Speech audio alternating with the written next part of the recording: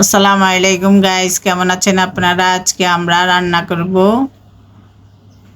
মলেচার শাক। চলুন কিভাবে করি। প্রথমে এই যে পেঁয়াজ কাঁচামরিচ নিয়েছি, রসুন কুচি নিয়েছি, শুকনো মরিচ নিয়েছি। এবার তেল কড়াই বসিয়ে তেল গরম দিয়ে রসুন কুচি আর শুকনো মরিচ ভেজে নিব। ভেজে এবার উঠিয়ে ফেলব। উঠিয়ে নিয়ে এবার পেঁয়াজ কাঁচামরিচ দিয়ে দেব। পেঁয়াজ কাঁচামরিচ দিয়ে একটু লাল করে ভাজবো। এভাবে মলেচার শাক ভাজি করে খেতে খুব ভালো লাগে, আপনারা বাড়িতে করে খাবেন।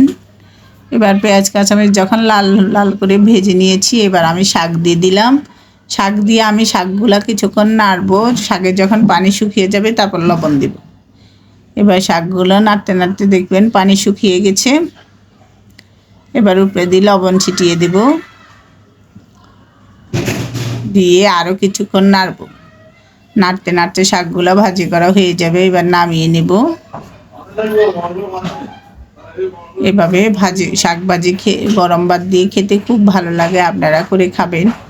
আর আমাদের রেসিপিটা যদি আপনাদের ভালো লাগে, লাইক কমেন্ট শেয়ার করে দিবেন, ফেসবুকে ফলো করে দিবেন।